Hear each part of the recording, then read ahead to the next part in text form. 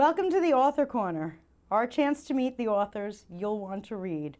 I'm Stephanie, and I'm so delighted to be joined by author and television personality, Patti Ann Brown. She's the author of Write Your Own Story, How I Took Control by Letting Go. Well, there's a weighted topic there. Thank you so much for joining me. Thank you for having me. Absolutely. Thrilled to have you. And, well, you're certainly in your element here. Some people come on the set with me and you know, oh, cameras, is everything, this is like a playpen to you, right? Yeah, except that I did retire a few years ago now, so I don't get back on a set that often. I've done a few interviews. But so when you come back, all of a sudden it's like, oh yeah, lights, blinding, I forgot. It's fun. It's always a fun atmosphere, you know? Yeah, no, absolutely. But as compared to the ones I get who are very nervous, super relaxed. So how's retirement treating you?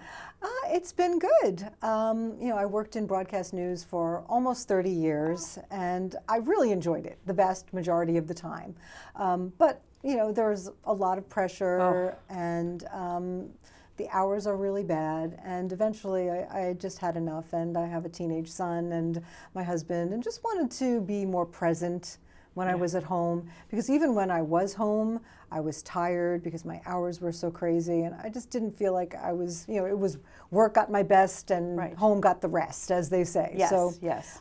Just wanted to change. So, but since then I'm doing a lot of volunteering and just spending more time with my family and friends. And but the other thing I finally had the time to do was write a book. Write a book, absolutely. You know, people said when I was at Fox, Fox News was where I worked for the last bunch of years, they said you should write a book. And I said, I don't have time. I don't know how people write a book when they're working, although as you had mentioned off camera, 60% of the books on the shelf are not written by the person whose name is on the book. Yes, I actually wrote every word of this book. Every word, okay. So on page 27. Okay. Yes, exactly. But I would never have had the time to do that when I was actually working. So it was really nice to have the luxury to sit down and write it all down. And it's not just, as you know, about work. No, it's a lot of stories not. about my family and which is some drama there. So drama and queens and influences of queens in the Catholic Church. I felt like I was reading my story. Yeah. So 30 years, first off, well, you don't look old enough to be involved in broadcast for 30 years. Thank you. But for our viewers, what gave you that bug in the first place? You know, it's very hard to say. It was something that started early on. When I went to Fordham University, I went to St. Francis Prep for high school, and then Fordham University, and they've got this radio station, WFUV, which has a very well-known Irish music program, Cill na Gael, the music of the Irish. And my family always listened to it. A lot of these Irish households in the tri-state area listen to this Irish program on Sundays and play all the Irish music and all. And we listened to it in my family. I always wanted to be one of the hosts of that show. So when I got to Fordham, one of the first things I did was join the radio station, and they said, well, you have to join the news department first, writing some news stories, eventually reading some news stories, eventually maybe reporting and anchoring, you know, whole half-hour newscasts. And I said, okay. And I really, really enjoyed it. And eventually I did end up becoming the host of the Irish show. But by then I was also the news director of the whole radio station, and decided, I think this is what I want to do. And the rest, as they say, for, you know, Patti Ann Brown, PAB, is history. Yes, exactly. Wow. So be careful when your kids go to college, what they get involved in. It might stick. Yes. So many people it doesn't, but yeah, my story's kind of boring.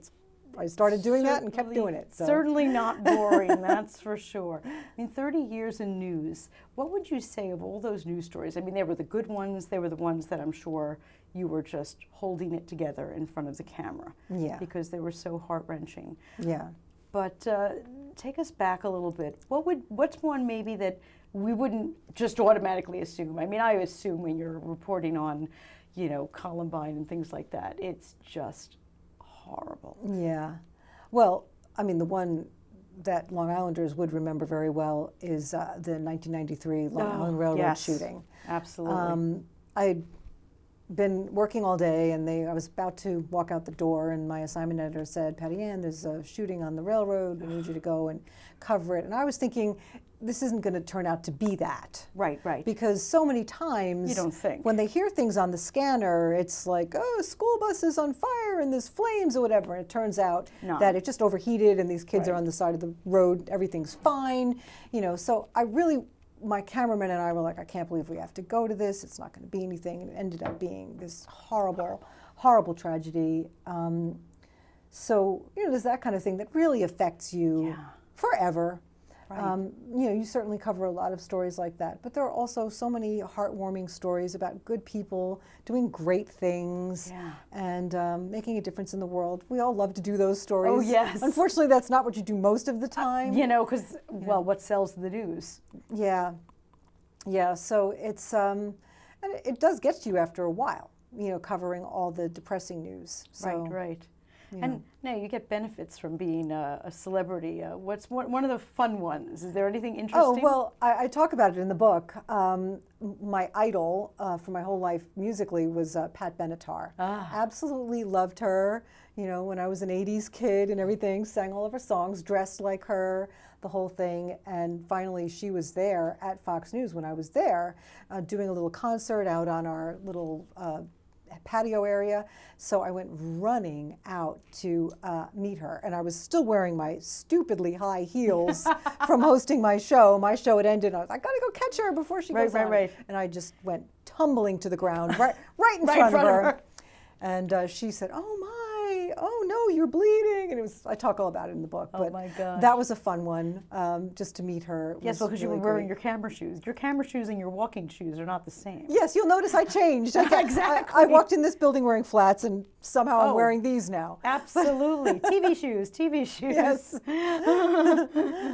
Yes, well, that was a fun story, and everybody wants to meet their idol, that's for sure. Yeah. And I got to meet a lot of celebrities. That's definitely fun. How about strangers stopping you on the street for an autograph? Not that much. I was never a big A-lister. Right.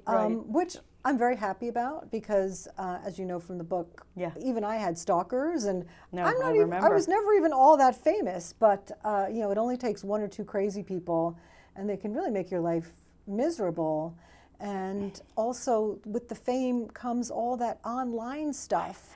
People making up all kinds of horrible rumors about you, and my family would read this stuff and they'd get really upset, and I would say, look, nobody believes that, but people do believe it. So a lot of people do believe it. They're like, well, if it's out there, it must be true. And no, none of it's true. And when I hear things about celebrities now, I say, maybe, maybe not. Right. Because, it's just, because like I said, I was never even all that famous. I was on News 12, Long Island, for 6 years, and I did the morning show with Carol Silva for a while, and I was very well known on Long Island at that point. Right. Because being on that morning show, people wake up to it here on Long Island. And how early in the morning did you have to wake up to do that? Oh, so it was three in the morning. Oh my gosh! And because I had to drive in and everything, and then you'd prepare, and we were on the air at 6. So.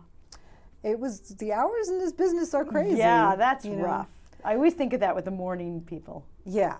That's the rough one for me. But once you get there, the lights are on and everyone else is there, you're all awake and you do the show and it's fun. You just go home and go to bed early. So now in your retirement, do you sleep late or do you still wake up early? I wake up early. You? I can't stop. It's and I wake up raring to go. But then I get tired early in the evening. But yeah, it's hard to readjust. So now, did your family have to readjust when you retired? Retired and you're so young. Were they like, Mom, go get a job? Like, I can't take you being around. Well, writing the book was definitely time consuming. So they want the sequel. That's what they want now. They're saying, please talk her into a sequel so that she can stop.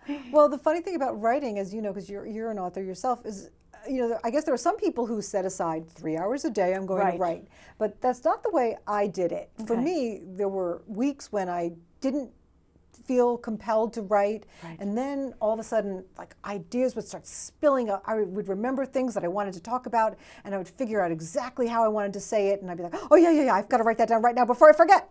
And I would literally go from early in the morning until late at night with like barely eating or like still in my pajamas. While it's coming. Just, like, typing. While it's coming. Exactly. Keep it going. Yeah. Because I found that if I didn't do that, I would forget.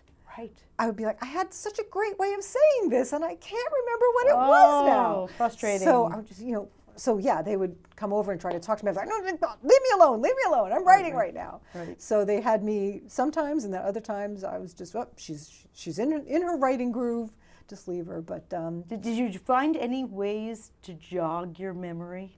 Like if you got to a certain point and said, God, I can't remember any more stories. Did you go to certain places? Did researching the book bring you back to your old haunts? yeah. Well, I mean, the thing about writing a memoir is that you have so much material. You can go back and look at your old photo albums and just even old calendars. And but also, I was talking about my family and my friends. So I would talk to them and say, hey, do you remember this thing? And what's funny is how your memory differs from other people's memories of the same event. Right, exactly. Well, So we'll write history. You would, and you'd be, which one of us is right? Because I could swear it happened my way, and this person swears it happened their way. So I would go with the consensus. I would ask a bunch of people, how do you remember it? And then just try to. Oh, so you were talking with family and friends before it. It wasn't that the book came out and they were like, Patti Ann, that's not what happened. Yeah. No, I didn't want that to happen. Right. I didn't want anyone to read the book and be like, what? What is she saying? So I definitely cleared. I had my entire family read the book cover to cover. I would send them each chapter as it was done. And, the things I thought they might object to, like I mentioned, my mom having, her father had a drinking problem. Yes. I wasn't sure if that was going to get in or not. I said, if you want to take that out, we can just take that out. Right. She had no problem with that. But then I said something about how our family likes to give corny toasts and sappy toasts on our birthdays. She was like, would you really say sappy? That was the thing that bothered I talk about your alcoholic father. You're fine with that, but you object to the word sappy. That's funny. So I never knew what was going to, make people say, I want you to work on this one a little bit more. But right. You had other dramatic things in your family. Yeah. In the book so as well. my son was born very premature. Yeah. At just 29 weeks, he weighed 2 pounds 6 ounces. He was in the ICU. He had an incredible code blue. Stopped breathing for 10 minutes. He was purple. They couldn't get any kind of signs of life, and we were praying, and it was extremely dramatic. Right. And then, they were able, we were chased out of the room, and Mike ran back in and baptized him, my husband, and then he came back out again and said, there's still nothing. But right after that, apparently, they were able to get a ventilator into him, and he came back to us. And, that changed my perspective on life quite a bit in terms of what was really important in life, just praying, like you're bargaining with God, I will do anything, and I will raise him to love you and all that. And we have, we've raised him as a Catholic kid, and he's a great young man now in high school. And but that changed my priorities a lot, and is one of the reasons why I wanted to cut back on my hours, which I did, and eventually just said, even I asked to work part-time for a while, and eventually just said, even part-time's too much. I just want to be home more. Yeah. And I don't regret that at all. As much as I loved my career, I don't regret leaving when I did. A lot of people said, you're kind of young to retire, but I'm not really retired either. No. And I'm going to do something else probably when my son's in college. Stepped away, pivoted. You have a whole life ahead of you. Yeah. Absolutely. So, but the title of Write Your Own Story. Yes. Part of the reason for that is just that, people said to me, if you start asking to work fewer hours, you're going to get passed over for opportunities. And of course I was.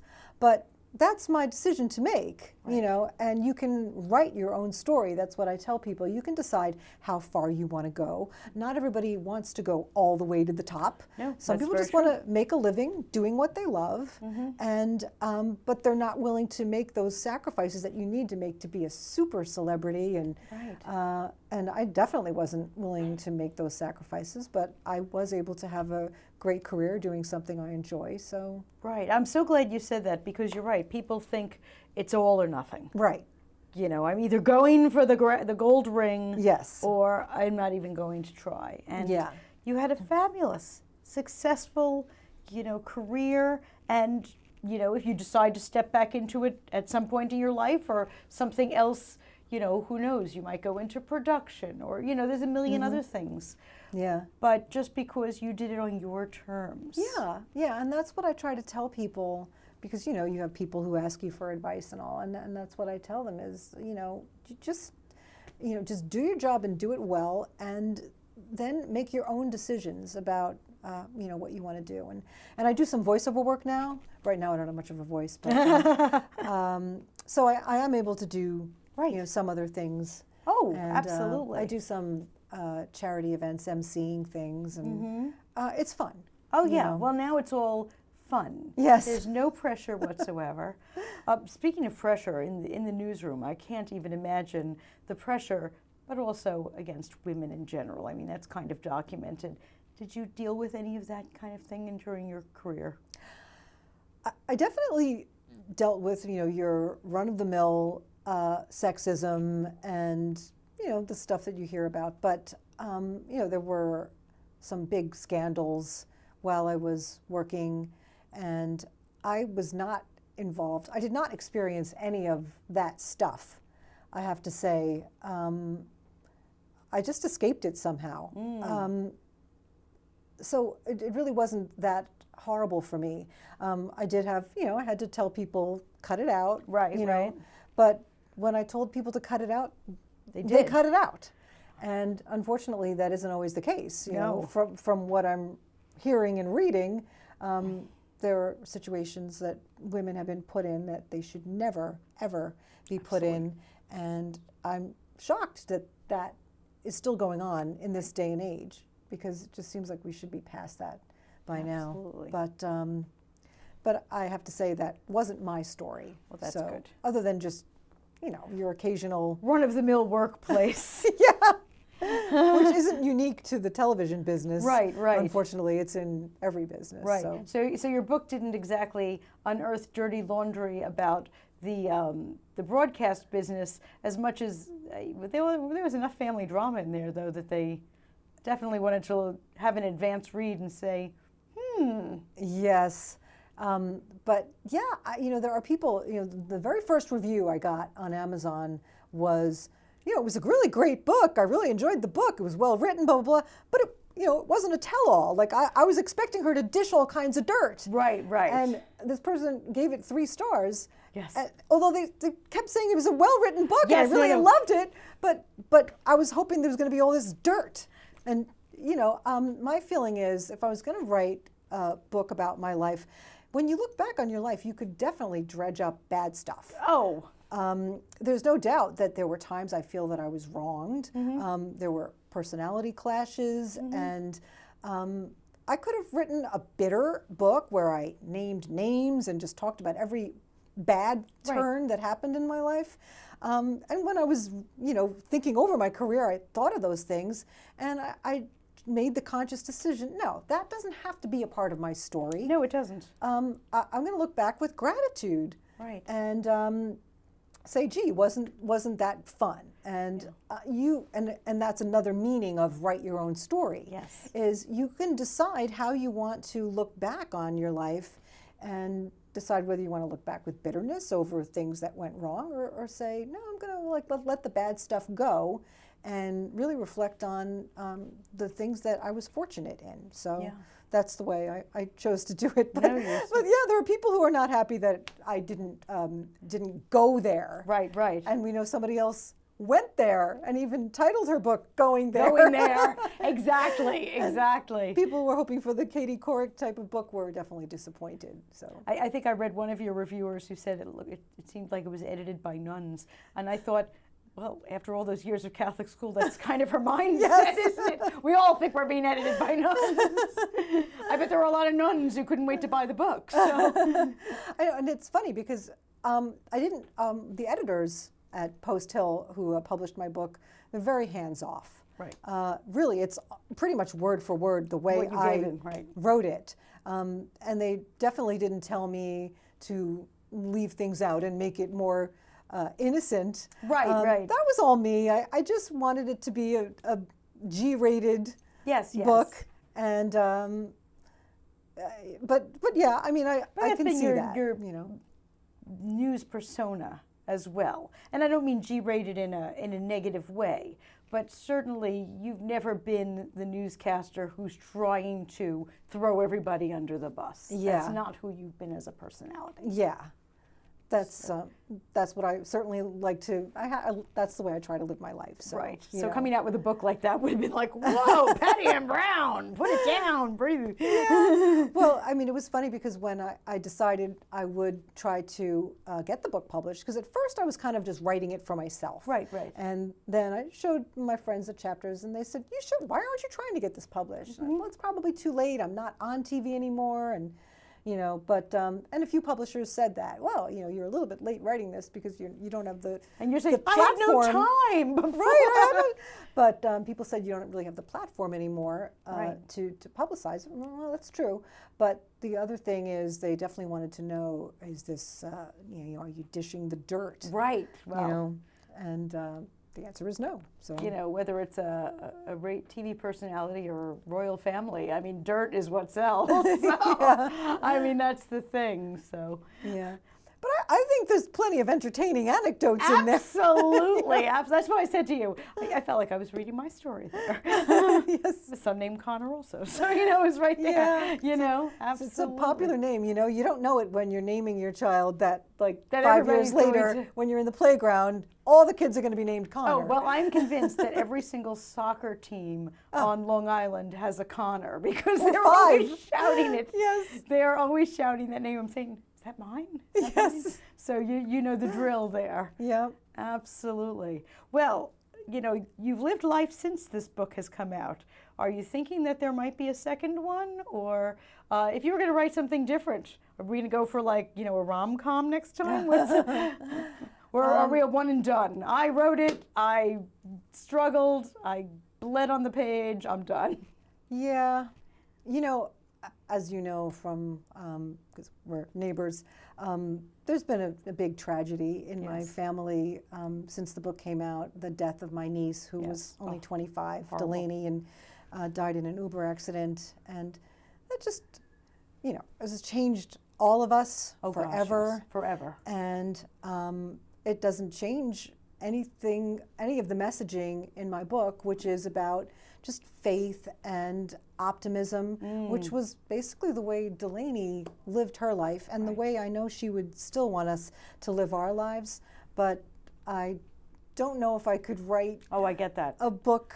No, I get I'm that. glad I wrote this book before that happened, because Yeah. people say, "Oh, I loved your book. It was so uplifting. It made me so happy and put me in such a good mood." And you know, I'm glad it is what it is. Right. It would have been different now. You No, know. that's a really good point. And, you know, you don't want to be dredging that up. I'm sure that when you do things like interviews with me or other book events, you know, it is now in a different context, Yeah. the book. Yeah. It is. Well, Delaney was one of my beta readers, or early readers, as you call them, the people who beta test your book in advance. She was a terrific editor. You know, she was very gentle, but you know, she gave me the young person's perspective. Oh, good. On That's the always book. helpful. And yeah, she was terrific. So you know, her influence is there on the pages of the book as well. So that makes me feel good. So, you know. Well, they say if you're going to write a book, the first thing you should do is read books. What do you like to read? You know, it's funny because before I started writing my own memoir, I wasn't really that big a memoir reader. I did like to read historical fiction and, you know, your basic book club type chick lit. Not really chick lit, but, you know, the stuff we read Women's in the book club. fiction, Yeah, sure. women's fiction.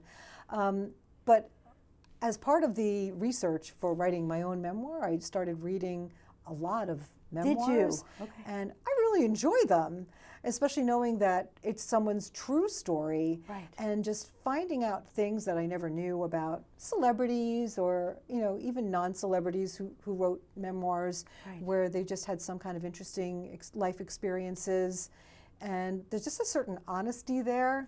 Some of them are honest, you know. So some memoirs are more honest than others. And some are, you know, there to throw the dirt. That's And yes, exactly. Some are too honest. exactly In ways that, you know, you're like, well, you really didn't have to go there. But yeah, I have to say, I do. I've been reading a lot of memoirs. That's cool. So it was really like a homework assignment for you. Yes. You know, that I've never read a memoir before. Let's Yeah. grab some. You Yeah. know, and Yeah, and it's funny because, you know, some of them are very funny and some of them are very serious. And I had to really think about which way do I want to go with mine. And I decided to go both ways. right. You know, it's people say when they read my book, it's like, I was crying 1 minute and then I'm laughing hysterically the fantastic. next. And I was like, I guess that's a compliment. But it's true. Like one chapter will be extremely emotional about my son and all, something like that. And then the next chapter will be about something like the Pat Benatar thing where I'm falling on my face and she's mopping up my blood, you know. So, you know, it's, I guess you don't necessarily have to commit one way or the other when you're writing a memoir. And I like the ones that kind of go in every different direction. Well, which is much more honest. Yeah. You know. Yeah, because most people's lives are a little bit of fun and laughter and a little bit of poignancy. Nobody has so- it all one way, and Yeah. unless they're trying to put out that persona. Right. And some people do, but it's much more honest that you're, you know, yes, you're in front of a camera and we see you in our living rooms, but you actually had things happen in your life that were not always peaches and cream. Yeah. Yeah, for sure. As with everybody's life, Absolutely. you know. So did you take control by letting go? Did that actually? Oh yeah, and I guess one of the examples of that would certainly be how I met my husband, where, you know, I was very busy with my career for a very long time and had almost no time to date. When you're getting up that early in the morning, you're going to bed early, and I really wasn't going out at all. I wasn't even able to meet anybody. But then finally, people started saying, you know, you're getting older there. When are you going to get You love married? people. And they act as though it's like a task that you need to complete. Right, check. So I started doing that. I started, as I mentioned in the book, I did Match.com and whatever. I was like, I guess I need to make this my job now, finding a man. And everybody who I met, oh, could this be my, you know, future husband? And, you know, everybody who I dated, I think I was really trying too hard. And, you know, when you're trying that hard, it just doesn't work. No. And finally, I decided to just let go. You know, let go, let God, as they say. And just said, I'm not going to worry about that anymore. You know, maybe I'll never get married, and that's fine. You know what? I have my sisters are married, and I have great kids, and you know, that's fine. And then next thing you know, I was going to church, and that's how I met my husband. Was at our church in the city where we were both going. So that was a situation where letting go sometimes is what you have to do. You know? Absolutely. Well, Write Your Own Story by Patti Ann Brown. You'll even get some romance in there. Tips for living and some amazing stories. Thank you so much for joining us. Oh, thank you, Stephanie. This was great. We're just books up on a shelf. Try to understand this if you can.